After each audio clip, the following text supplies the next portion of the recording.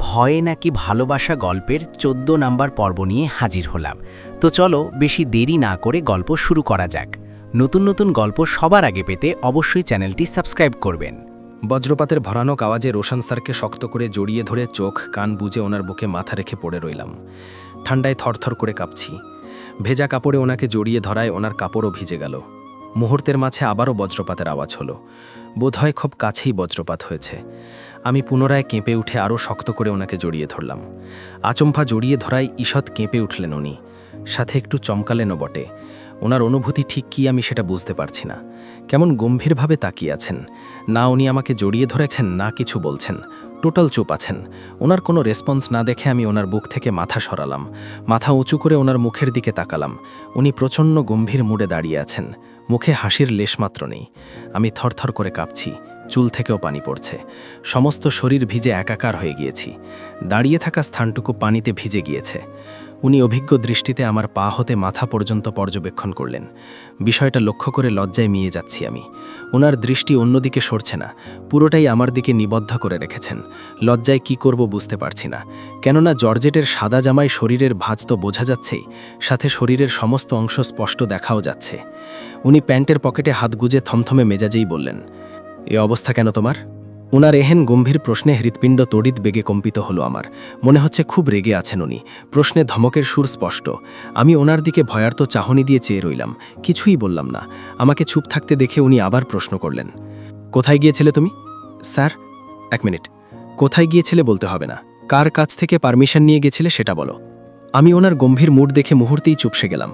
আসলেই তো, আমি জিজ্ঞেস করিনি কাউকে। এটা ভারী অন্যায় হয়েছে। ভেবেছিলাম ফিরে গিয়ে বলবো। এখন ওনাকে দেওয়ার মতো কোনো উত্তরও আমার কাছে নেই। আবারও চুপ রইলাম। ওনার কপালের চামড়ায় ভাঁজ পড়েছে কয়েকটা। উনি আবার প্রশ্ন করলেন, কি হলো, চুপ কেন? কিছু জিজ্ঞেস করছি আমি তোমাকে। Listen Sara Siddiqui, now at this time I am your legal guardian. You are my wife and I am your husband. So without my permission তুমি কোথাও যেতে পারবে না। আমার একটা রেসপন্সিবিলিটি আছে তোমার প্রতি। তোমার কিছু হলে তোমার মা বাবার কাছে আমাকে জবাবদিহি হতে হবে। এভাবে এলোমেলো চলাফেরার জন্য যদি তোমার কিছু হয়, তাহলে কি জবাব দেব আমি তাদের? হঠাৎ যেন কেমন মন খারাপ হয়ে গেল আমার। কষ্ট হচ্ছে, নিজেকে ভীষণ অসহায় লাগছে। তাকিয়ে আছি ওনার মুখের দিকে। আমাকে নিয়ে একটু বিশেষভাবে ভাবার মতো কি কেউই নেই? শুধুই কি বাবা মায়ের কথা ভেবেই উনি অমন করছেন আমার জন্য? বিন্দুমাত্র খারাপ লাগা নেই? কই, স্বামীরা তো অমন হয় না। তারা তো তাদের বউদের প্রাণ উজাড় করেই ভালোবাসে। আমার জীবনের সবথেকে বেশি আমি ভালোবাসা নিয়ে স্বপ্ন দেখেছিলাম, অথচ আমিই ভালোবাসার মানুষ পেলাম না। খুব করে নিজের একজন মানুষ চেয়েছিলাম আমি, যে হুট করেই আমার জীবনে আসবে, এলোমেলো জীবনটা গুছিয়ে দিবে তার ভালোবাসায়। খুব স্বপ্ন ছিল এমনই কোনো ঝুম বৃষ্টির থেকে বায়না ধরব, চলো না বৃষ্টিতে ভিজি। আমার হাসি মুখ বিলীন হওয়ার ভয়ে অনিচ্ছা সত্ত্বেও সে ভিজবে। আমার হাত ধরে একটা প্রেমের কবিতা শোনাবে। বর্ষার প্রথম কদম এনে বলবে, অনেক খুঁজে তোমার জন্য নিয়ে এসছি। হুটহাট ফুচকা খাওয়ার বায়না ধরব, সে বলবে রেডি হয়ে নাও, আমরা এখনই ফুচকা খেতে যাব। চাঁদনি রাতে ছাদে গিয়ে তার বুকে মাথা রেখে শুয়ে শুয়ে চাঁদের গল্প করব। যে আমাকে হুটহাট করে জড়িয়ে ধরে বলবে, আই লাভ ইউ, ভালোবাসি তোমায়, বড্ড ভালোবাসি। তুমি ছাড়া কেউ নেই, আশে পাশে বামে ডানে কেউ নেই। আমার হৃদয়ের পুরো অস্তিত্বের দখলদারিনী তুমি। আমার হাজারো বায়না থাকবে তার প্রতি। একজন প্রেমিক চেয়েছিলাম আমি, অথচ পেলাম না। আসলে মানুষের কল্পনার জগৎটা অনেক সুন্দর, বাস্তবতা সম্পূর্ণ ভিন্ন। মানুষ ভাবে এক, হয় আর এক। মুখ ফসকে বেরিয়ে গেল, শুধুই মা বাবার কাছে জবাবদিহিতার ভয় স্যার, আর কোনো দায় নেই? হঠাৎ আমার এহেন প্রশ্নে উনি কেমন ইতস্তত বোধ করলেন। চেহারায় হঠাৎ পরিবর্তন লক্ষ্য করা গেল, কিন্তু উনি রেগে থাকায় সেটা বুঝতে দিলেন না। মুখভঙ্গি আবার আগের মতোই গম্ভীর আর থমথমে রেখে বললেন, চারদিকে এত বজ্রপাত, মেঘের গর্জন, কোন সাহসে তুমি বাড়ি থেকে বের হয়েছিলে? আর কি এমন ইমার্জেন্সি কাজ ছিল যে বের হয়েছ? এসব কিন্তু আমার একদমই পছন্দ নয় সারা। আমার সাথে থাকতে হলে অবশ্যই তোমাকে কিছু ডিসিপ্লিন মেনে চলতে হবে, না হলে তোমার মা বাবার কাছে রেখে আসতে বাধ্য হব আমি কোনো রিস্ক নিতে চাই না। দেখুন, আমি বলতাম আপনাকে। উনি 2 হাতের বাহু শক্ত করে চেপে ধরে বললেন, কখন বলতে? আমি পাগল হয়ে গেলে? আমি তোমার চিন্তায় উন্মাদ হয়ে গেলে বলতে? তোমার আইডিয়া আছে আমি কোথায় কোথায় খুঁজেছি তোমায়? সেই সকাল থেকে দুশ্চিন্তায় আমি পাগল হয়ে যাচ্ছি। এখন কটা বাজে তাকিয়ে দেখো, 1টা বাজে। আর তুমি বের হয়েছ সেই সকালে। চারদিকে বজ্রপাতে মানুষ মারা যাচ্ছে, আর এই ওয়েদারে বাসা থেকে কিভাবে বের হলে তুমি? তোমার না হয় কারো প্রতি কোনো দায়ভার নেই, কিন্তু মানুষের আছে। তুমি কারো কথা না ভাবতে পারো, কিন্তু মানুষ তোমার কথা ভাবে। তুমি একটা বেপরোয়া মেয়ে, নিজের খেয়াল খুশি মতো চলাফেরা করো।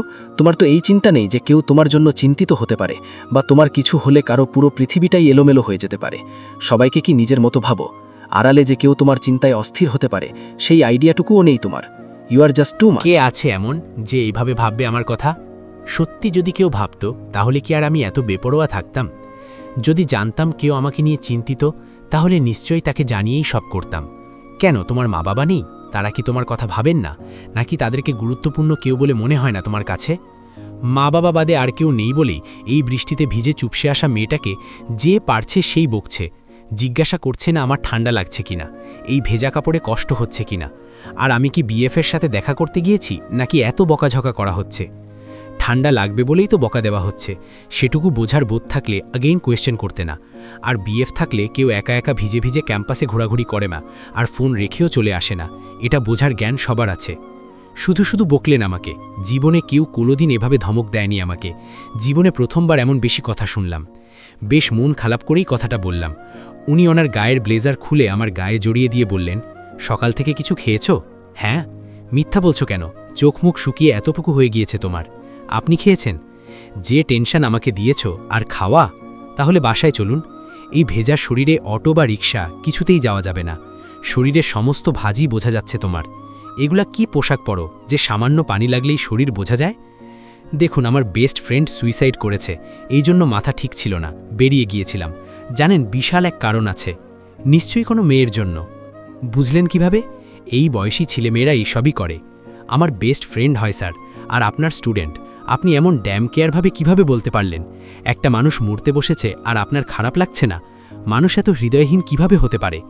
উনি আমার দিকে আর চোখে তাকালেন, কোনো কথারই উত্তর দিলেন না। এরই মাঝে ক্যাম্পাসে একটা সাদা রঙের প্রাইভেট কার এলো।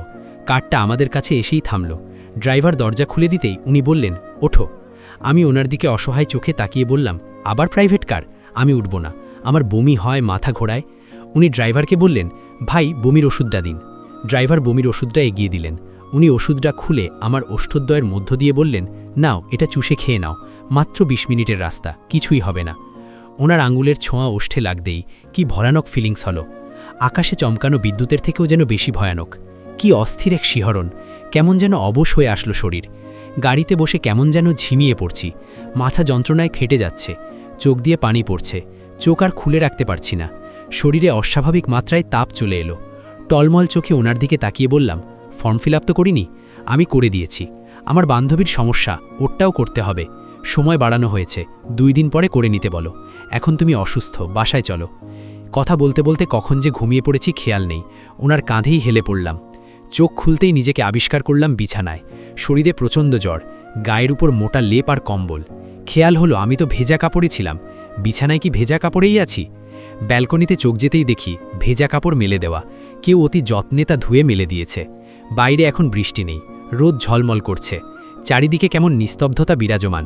আমার কাপড় কেউ পাল্টে দিয়েছে। খেয়াল করে দেখি আমার পায়ের নিচে বসে আছে রোশান স্যার। পায়ের তালুতে সরিষার তেল মালিশ করে দিচ্ছেন।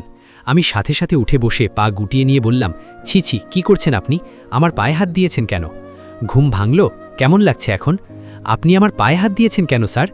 উনি উঠে এসে আমার কপালে হাত রেখে বললেন, উফ, তাপ তো কমেনি এখনও। ভিজবে আর এভাবে? সামনে পরীক্ষা, এখনই জ্বর বাঁধাতে হলো। তাই বলে আমার পায়ে হাত দিবেন আপনি? কেন, তোমাকে ছোঁয়াতে কি নিষেধ আছে আমার? না না, তা নয়, স্বামী হয়ে পায়ে হাত দিলেন, আমার পাপ হলো না? কথা বলা শেষ হলে খাবার খেয়ে নাও, ওষুধ খেতে হবে। আমার কাপড় চেঞ্জ করেছে কে? ভেজা কাপড় চেঞ্জ করাটা বেশি জরুরি ছিল, কে চেঞ্জ করিয়েছে সেটা জরুরি নয়। অবশ্যই জরুরি। আপনি আমার কাপড় চেঞ্জ করে দিলেন, আমার অসুস্থতার সুযোগ নিলেন। কেন, তোমাকে ছোঁয়া যাবে না? না, সেটা নয়, তাই বলে আপনি? উদ্ভট চিন্তা থাকে সবসময় মাথায়। অসুস্থ তুমি, এত হাইপার হইও না। তোরই চেঞ্জ করিয়ে দিয়েছে, এবার ওঠো, খেতে হবে। উনি আমাকে ধরে উঠিয়ে বালিশে হেলান দিয়ে বসালেন। আমি ওনার দিকে তাকিয়ে আছি। মানুষটা কত যত্নশীল। গায়ে কফি কালারের গেঞ্জি, হাতা গুটিয়ে ভাত মাখিয়ে আমার মুখে তুলে দিলেন। মুখ তেতো হয়ে আছে। একবার খাবার মুখে নিয়ে মুখ সিটকে খাবার ফেলে দিলাম। উনি একটু ধমক দিয়েই বললেন, খাও কুইক, না খেলে ওষুধ খাবে কিভাবে? আর বিশ্বযুদ্ধ কিভাবে করবে তুমি? ঝগড়া করতে প্রচুর সামর্থ্য প্রয়োজন। খাবার ভালো লাগছে না আমার, অন্য কিছু হলে খেতাম। কি খেতে? নুডলস হলে খেতে পারতাম। আচ্ছা, একটু অপেক্ষা করো। উনি রুম থেকে বেরোনোর 15 মিনিট পরে নুডলস নিয়ে এলেন। নুডলস দেখে বললাম, কে রান্না করলো? আমি। আপনি রান্না করলেন? তাও আমার জন্য? হ্যাঁ, তোমার জন্য। পারেন আপনি? বিয়ের মতো এমন কঠিন কাজ যখন পেরেছি, নুডলস তো ইজি রান্না। শুধু একটু কবুল বলেছেন আর কি করেছেন? ওই 3 অক্ষরের কবুল বলেই তো চরম সর্বনাশ হলো আমার। কি ক্ষতি করেছি আপনার আমি, যে সর্বনাশ হলো? এটা ক্ষতির জন্য নয়, এই সর্বনাশে কারোর ক্ষতি হয় না, এটা ভিন্ন। তুমি বুঝবে না। যা হবার আমার হয়েছে তাই আমি উপলব্ধি করতে পারছি। নুডলস খাইয়ে দিয়ে ওষুধ খাইয়ে দিয়ে বললেন, শুয়ে থাকো, একটুও উঠবে না। আম্মুকে ফোন দিয়ে বললাম, আম্মু 5,000 টাকা লাগবে, একজনের থেকে ধার নিয়ে ফর্ম ফিল আপ করেছি, দিতে হবে। রোশান স্যার ড্যাব ড্যাব করে আমার দিকে তাকিয়ে রইলেন। আমার কান থেকে ফোনটা নিয়ে কেটে দিয়ে বললেন, কার থেকে টাকা ধার নিয়েছ? আপনি? কখন নিলে? ওই যে টাকা দিয়ে দিলেন তো, সেটা ফেরত দিব। আমার মানসম্মান নষ্ট করতে উঠে পড়ে লেগেছ কেন? মা বাবার থেকে টাকা চেয়ে কি প্রুফ করছো? আমি তোমাকে টাকা দিই না? তোমাকে বিয়ে করেছি কিন্তু দায়িত্ব নেইনি, তাই তো? ওয়াইফ আমার, তুমি, টাকা কেন অন্য কেউ দিবে? ভাবতেই পারেন 2 দিন বিয়ে হতে পারেনি, ফর্ম ফিল আপের টাকা আমার ঘাড়ে তুলে দিয়েছে। এসব উদ্ভট ভাবনা না ভেবে রেস্ট নাও, তোমাকে সুস্থ হতে হবে আর আমিও ঘুমাবো। উনি ঘরের দরজা লক করে দিয়ে এসে আমার পাশে এসে শুয়ে পড়লেন। কয়েকবার কপালে হাত দিয়ে দিয়ে চেক করলেন তাপ কমেছে কিনা। এরই মাঝে কেউ এসে দরজা ধাক্কা করছে। উনি গিয়ে দরজা খুলে দিলেন। আমিও দ্রুত বিছানা ছেড়ে শোয়া থেকে উঠে বসলাম। উনি দরজা খুলতেই দেখি রোহান বল নিয়ে দাঁড়িয়ে আছে। রোহানকে কোলে তুলে বললেন, কি বেটা, কি হয়েছে? বল খেলার মানুষ নেই বড় পাপ্পা, আমি তোমার সাথে খেলবো। তোমার পাপ্পা কই? পাপ্পার যেন কি হয়েছে, শুধু রাগ করছে, ঘরের জিনিসপত্র ভাঙছে, আম্মুকে বারবার মারতে চাইছে। কেন? নতুন আম্মাকে নিয়েও ঝামেলা হচ্ছে, বাবা আর দাদুর কাপড় ধোয়া নিয়ে। বাবা আর দাদুর সমস্ত শরীর চুলকাচ্ছে, এটা নিয়ে আম্মুকে বলছে কেন নতুন আম্মার কাছে কাপড় ধুতে দিয়েছে। আবার বুড়ো দাদা আর দাদু তারা বলছে, কই আমাদের তো চুলকাচ্ছে না। এসব নিয়ে অশান্তি হচ্ছে। আমি মুচকি হাসলাম, বোঝ এবার কেমন লাগে। তরিকে দিয়ে গুষ্টিসহ মানুষের কাপড় ধোয়ানো, এখন থেকে যতবারই এমন করবি ততবারই বিচুটি পাতা দিব আমি। রোশান স্যার ওদেরকে যে বড়সড় ঝামেলা হয়েছে সেটা বুঝতে পেরে বললেন, বেটা ঝামেলার দিকে যাওয়ার দরকার নেই, আসো আমরা বল খেলি। আমি বললাম, আমিও খেলবো। তুমি চুপ করে শুয়ে থাকো, আমি বিছানায় বসেই খেলবো। রোহান খুশিতে হাতে তালি দিল। খেলার নিয়ম, বল একজনের হাত থেকে অন্যজনের হাতে যাবে, একজন ছুঁড়ে অন্যজনের হাতে দিচ্ছি। এমন দিতে দিতে একবার আমার খুব জোরে দেওয়া হয়ে গেল। বল এত জোরে ছুড়লাম রোশান স্যারের গুপ্তস্থানে গিয়ে লাগলো। উনি শব্দ করে উঠলেন। রোহান এগিয়ে এলো আর আমিও এগিয়ে গেলাম। বললাম, দেখি কই লেগেছে। উনি অদ্ভুতভাবে আমার দিকে তাকিয়ে বললেন, হোয়াট? কি অদ্ভুত সে চাহনি। আমি লজ্জায় দ্রুত ঘর থেকে বেরিয়ে গেলাম। কি বলতে কি বলে ফেলি নিজেরই খেয়াল থাকে না।